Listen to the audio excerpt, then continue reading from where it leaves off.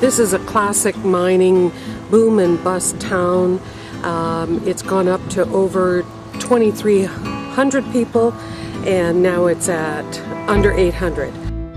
Snow Lake also has a population that has worked in mining, and therefore we do not anticipate to have a labor shortage. In fact, we've been solicited with resumes of people that want to come and work for BacTech. I'm Rupert Klein. I'm the Deputy Mayor in Snow Lake, and I would just like to indicate that the Council is fully aware of the BacTech project and that we're pleased to be working with the President and management of this company. BacTech has taken the right steps in meeting with us and keeping us up to date in their project, and we look forward to the construction and operation of the first bio-leach plant in North America here in our town of Snow Lake.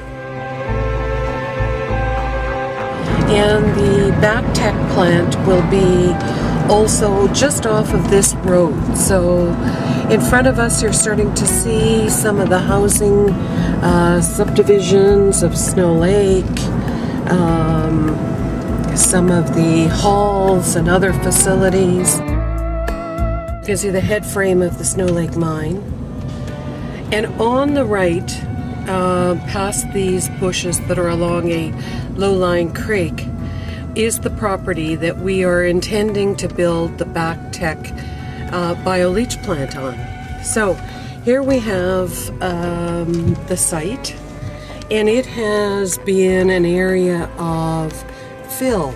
So there's been dumping. The area is not pristine. In fact, it's a brownfield site, which makes environmental processing of applications much simpler. We will need to do some geotech work, we'll need to clean up the site, and we'll need to fill certain areas, but it's an ideal location. Excellent access, close to town, next door to our stockpile, which is right near the head frame of that mine. Locally known as Toke Mountain. This is our deposit that we'll be using as our feed for BacTech Environmental's plant. We are now on the lawn of the Snow Lake mine, owned by QMX, and looking across the road at a contractor's camp. These facilities have been placed as temporary accommodations for the contractors that are in the area building the Lawler facility, and it can house over 200 people. This is a provincial government reclamation project. Estimates are about $2 million on that job, and they've put a clay cap over that site.